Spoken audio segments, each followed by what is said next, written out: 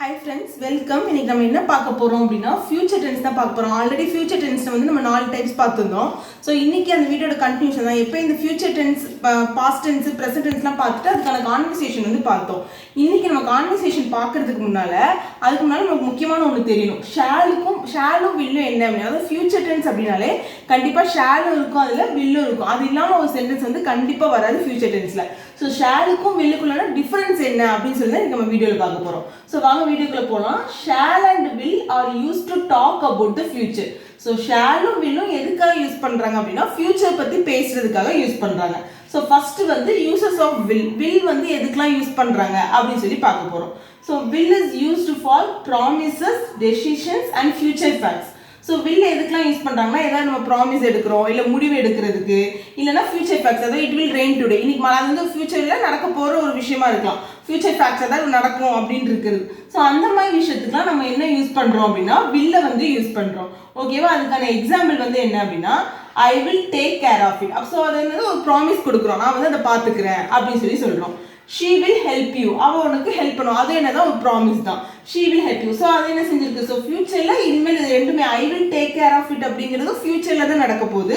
she will help you, அவ உனக்கு help பண்ணுவாங்கிறது ஃபியூச்சர்ல தான் நடக்க போகுது. ஸோ அதனால என்ன செஞ்சிருக்கோம், நம்ம will போட்டு அந்த சென்டென்ஸ் வந்து ஃபியூச்சர் டென்ஸ்ன்னு கண்டுபிடிச்சிருக்கோம். அடுத்தது யூசஸ் ஆஃப் ஷால்.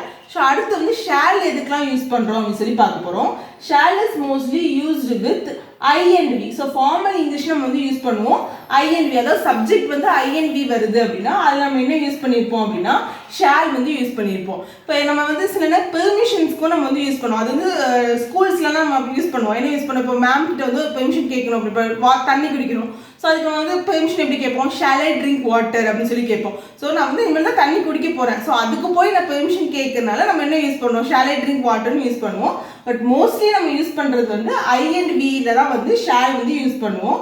ஸோ அதுக்கான எக்ஸாம்பிள்ஸ் வந்து என்ன அப்படின்னா, we shall see what happens.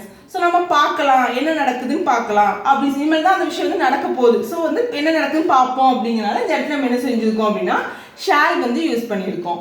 அடுத்தது I shall go to the market. So this like வந்து இந்த பெர்மிஷன் கேட்குற மாதிரி தான் இந்த சென்டென்ஸ்.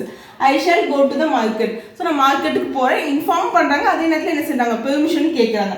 ஸோ இதில் வந்து என்ன செஞ்சுருக்கோம், இனிமேல் தான் மார்க்கெட் போக போகிறாங்க, அதனால என்ன சொல்லியிருக்கோம் அப்படின்னா ஷால் அப்படின்னு சொல்லி யூஸ் பண்ணியிருக்கோம். ஸோ இதுதான் ஷாலுக்கும் வில்லுக்கும் உள்ள டிஃப்ரென்ஸு. இது நமக்கு தெரிஞ்சிருச்சு அப்படின்னா இனிமேல் நம்ம வந்து என்ன பண்ணலாம்னா கான்வர்சேஷன், ஃபியூச்சர் டென்ஸோட கான்வர்சேஷன் பார்த்தோம்னா உங்களுக்கு வந்து ஈஸியாக புரியும். ஸோ அடுத்து அந்த வீடியோ நம்ம பார்க்கலாம். நம்ம சேனலை சப்ஸ்கிரைப் பண்ணிக்கோங்க. Thank you, by.